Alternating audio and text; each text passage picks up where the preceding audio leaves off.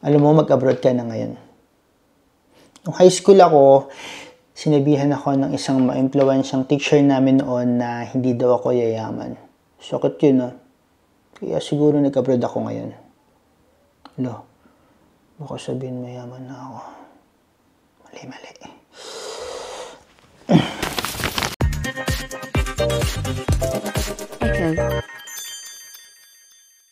Hi guys! Echo here. So for today's vlog, ipapasyal namin kayo ng dati kong kasamahan at kaibigan kong si Paolo sa Hamburg. And pag-uusapan din natin kung bakit kailangan mo nang mag-abroad ngayon. And disclaimer lang, hindi pa ako mayaman. Malapit na siguro. Malapit na. Ito na yung vlog.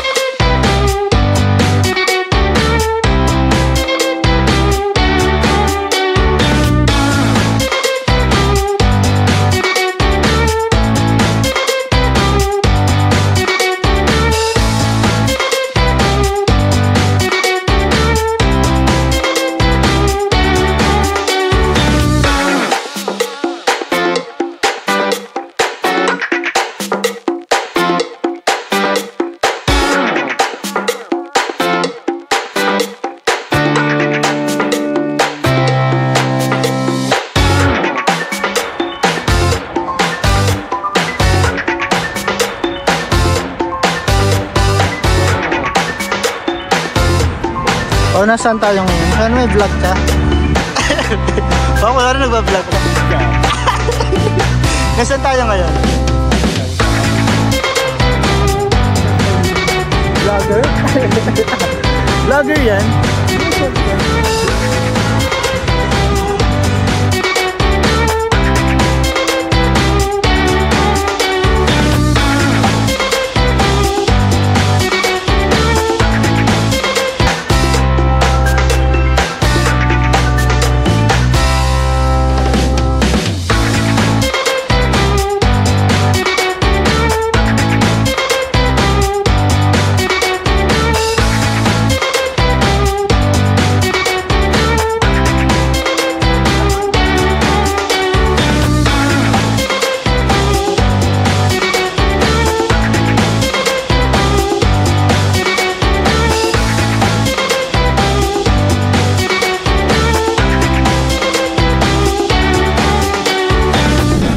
Ang dahilan kung bakit kailangan mo na mag-abroad ngayon ay mataas na sahod at benepisyo. Siyempre kaya ka nga aalis ng bansa para mas magkaroon ng mataas ng sahod. Dahil nga ang pagtatrabaho sa ibang bansa, lalo na sa mga bansa na may mataas o matatag na ekonomiya, ibig sabihin noon, mataas din ng sahod. Dapat. Kaya ka nga aalis ng bansa, diba, para makaipon. Ngayon, sa mga bansa na yun, mas makukuha mo yung mga benefits. Sa nandoon yung mga paid leaves. Ibig sabihin, kapag may 25 to 30 days na paid leaves na binibigay sa mga empleyado per year, may enjoy mo siya. Either uwi ka ng Pilipinas o mamamasyal ka sa ibang lugar. Malaking bagay na rin yun para sa pagkakaroon mo ng work-life balance. Sa atin kasi hindi uso yung lalo na sa government employees, hindi masyadong uso yung every year magbabakasyon ka lang, magpa-file ka ng vacation leave, tapos sasabihin mo magpapasyal ka lang, magbabakasyon ka lang. Sasabihin agad nila hindi pwede or walang chance. So saan tayo pupunta ngayon, Pao? Balikan natin yun. So today, ipapasyal tayo ni Pao sa... Saan to? Ako talaga magpapasyal. Papasyal tayo ni Pao sa Hamburg. Siya magiging tourist guide natin. Tourist guide talaga. Ito ano to? Cycle stop. Punta kasi kami kagabi dito kaso sarado. May walang ilaw kaya hindi namin ma-appreciate. So pabalikan namin siya. isa sa mga tourist attractions. Yun, makakalungkot lang yung ganong sitwasyon. Hindi natin na-enjoy yung buhay every year. Parang ganun. Pero dahil nga ganun yung program or dahil nga ganun yung program sa ibang bansa na may mga leave o paid leaves na binibigay sa mga employees, ma-enjoy mo yung buhay at the same time nagtatrabaho ka. So, laking bagay yun.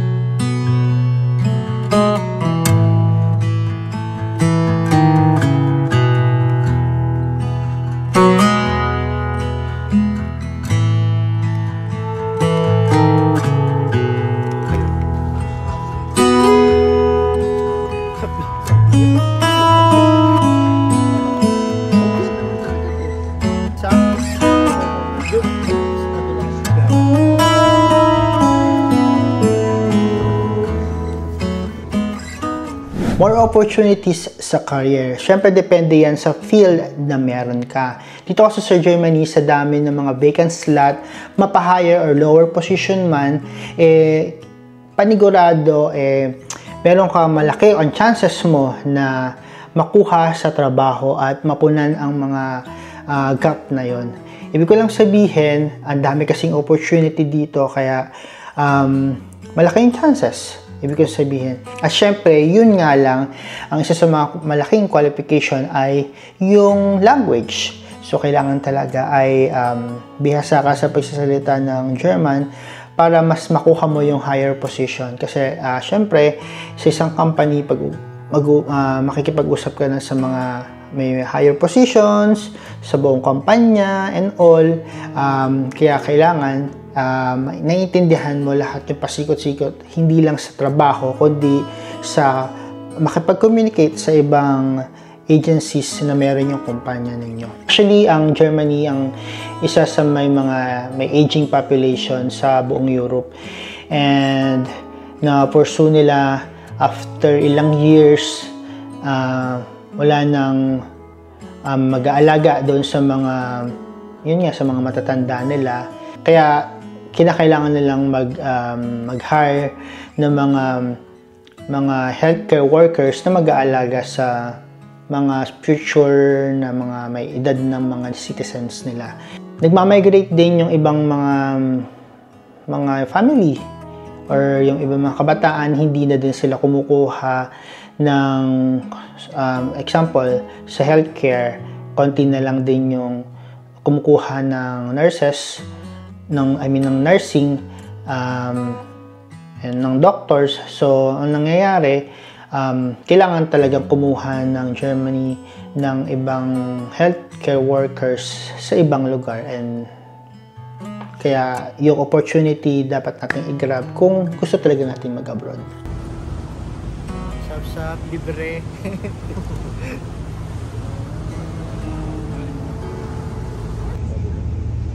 Nächste Haltestelle. Neubühnen. Medyo mayayaman din mo lang.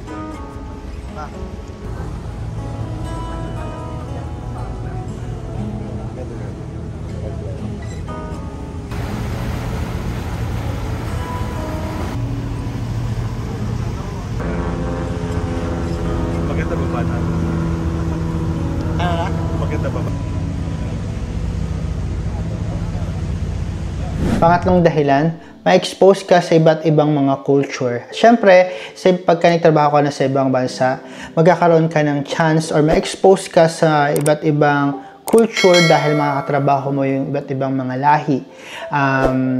At syempre, makapag-travel ka sa iba't ibang bansa. Dito sa Germany, kapag syempre dahil Schengen visa ang Germany, meron kang chance na makakapunta sa 28 countries na pwede mong pasyalan. And with that, pwede mo ma-experience lahat ng culture nila. Main effect kung bakit kailangan natin ma-expose sa ibang culture ay yung idea na maunawaan natin yung culture, yung beliefs, and traditions ng ibang bansa. Dahil dyan, pag naunawaan mo, magiging bukas ka sa mga idea kung bakit nila ginagawa at maintindihan mo yung mga ibang aspeto ng buhay na meron sila. Pansinin nyo, most of the time, syempre not absolute, yung mga tao na masusungit at walang pakialam sa mundo, sila yung nakakonfine lang sa isang lugar at walang exposure sa ibang tao. Meaning, wala silang socialization. Kapag doon lang umikot yung mundo nila, hindi nila wala na silang pakialam sa ibang tao or sa sasabihin or pakiramdam ng ibang tao, kasi yun lang yung kung ano yung pakiramdam nila, kung ano lang yung alam nila at kung ano lang yung beliefs nila, yun lang yung papansin nila, yun lang yung mahalaga sa kanila, ibig sabihin. Pero yung mga tao na bukas sa idea na yung ibang tao ganito yung culture nila, yung ibang tao ganito yung paniniwala nila, mas magdali sila makaintindi na kaya pala ganun yung iniisip nila, kaya pala yung ganun yung ginawa nila kasi doon sila sanay. Wag nating ililimitahan yung sarili natin sa mga bagay na o sa lugar at bagay lang na alam natin hanggang doon lang tayo. We can do things beyond sa kung ano man yung kaya nating o sa iniisip natin na kaya natin gawin. Magtiwala lang tayo. Sure. Agad-agad. May kang mapapasya, madami kang lugar na mapupuntahan para mas maunawaan mo yung mundo.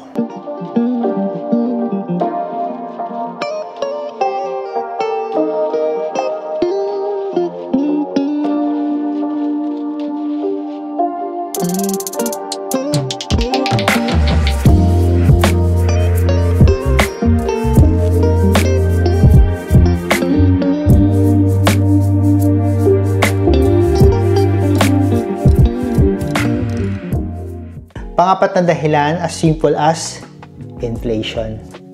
Malaki nga ang sahod mo sa Pilipinas. Magbigay tayo example, mga 20,000. Kung nakaipon ka ng 20,000 ngayong 2024, unfortunately, ang 20,000 mo sa 2030 ay hindi na siya 20,000. Ibig ko lang sabihin, lahat naman sa buong mundo nakakaranas ng inflation o pagtaas ng inflation.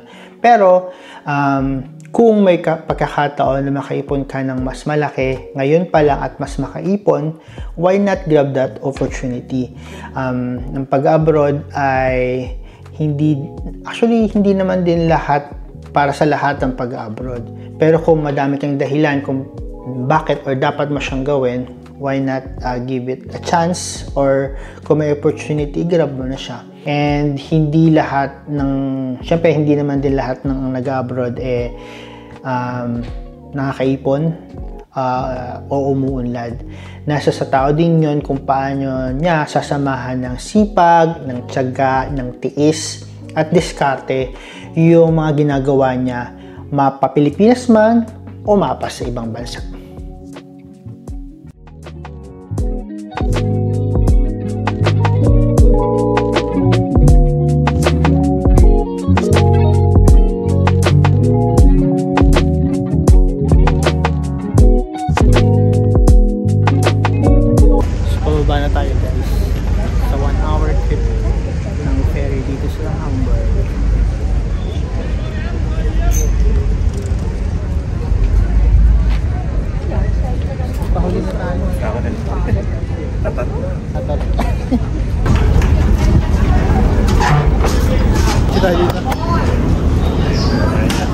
Ha? Tingin nga ako na natin yung dalawa.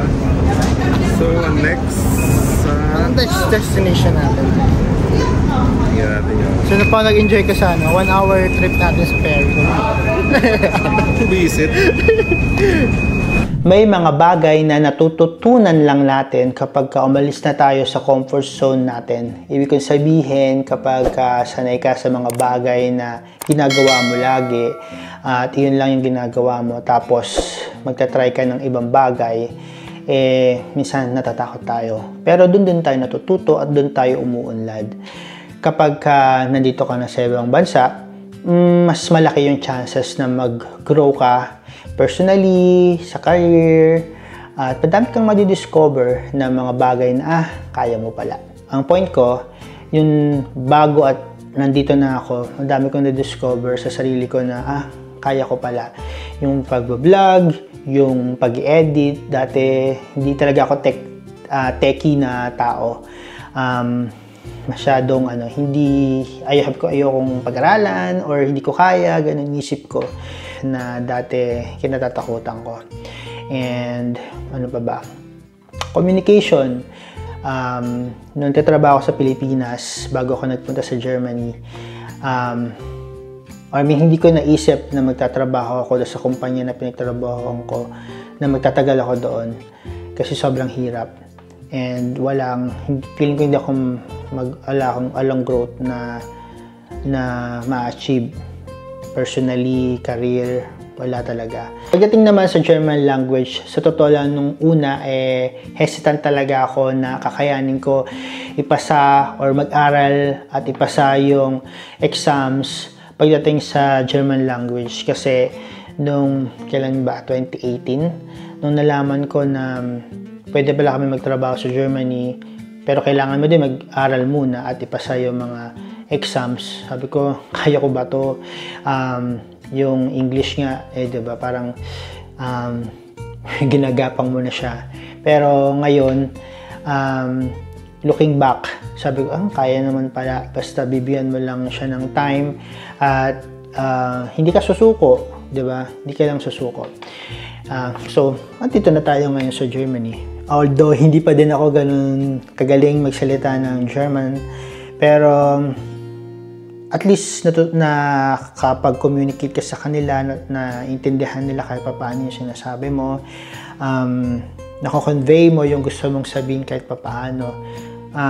Day by day, natututunan ka sa mga paligid mo at na-apply mo yun sa mga susunod mong mga opportunity na dumarating sa'yo. Walang problema. And also, kahit saan man sa Pilipinas man o nasa ibang bansa ka, kapag hindi yung guts at saka yung grit, pag wala ka nun, hindi ka din uunlad personally. Kapag hindi mo bibigyan pag hindi mo lalakasan yung loob mo sa mga bagay-bagay, mawawala ng saysay kung kahit gaano ka katalino, kahit gaano ka kagaling sa ibang bagay, academically and all. Kung isipin mo na hindi mo kaya yung isang bagay, kung wala kang grit, wala kang diskarte, at hindi mo husayan kahit paano, mababaliwala ng lahat ng yan. Siyempre, confidence sa sarili mo, at tiwala sa sarili mo, nakakayanin mo yun. At siyempre, lastly, or dapat umpisa pa lang, magdasal tayo na everything will be fine, everything will fall into places na kung ano yung hinihiling natin. Kasi kung lagi tayong dadasal, hindi man tayo papababayaan. At lagi mong ipagdasal mo lang na ilagay ka niya sa lugar na uunlad ka personally, financially, at magiging safe ka sa araw-araw. Parang ganun. So yun guys, nakababa lang namin sa ferry and nag-enjoy kami. Ang ganda oh. Tingnan mo.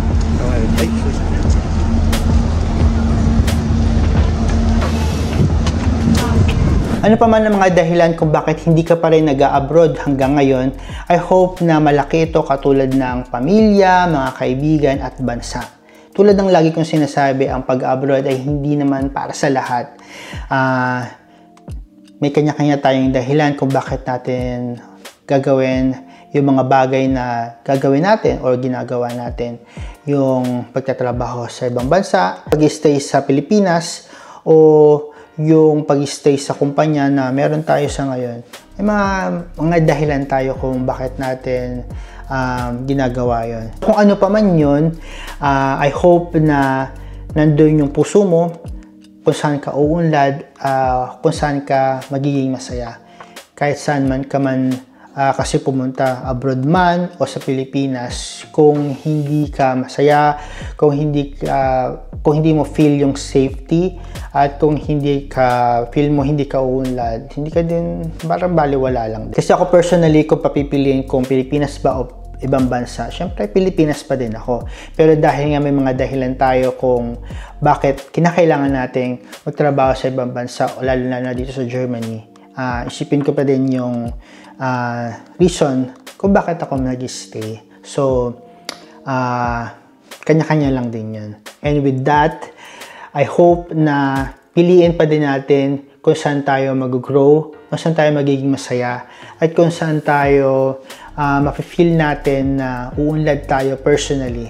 So, yun lang din naman. Pilipinas man yan o sa ibang bansa, ibang parte ng mundo, importante, masaya ka sa ginagawa mo. And with that, maraming salamat po sa lahat na nanonood ng vlog natin, sa mga subscribers natin at sa mga bago nating subscribers. Maraming salamat po sa panonood, pag-like at pag-comment sa mga videos natin. Kung nagustuhan mo ang video na ito, please comment down below. Give it a thumbs up and like. Maraming salamat po muli.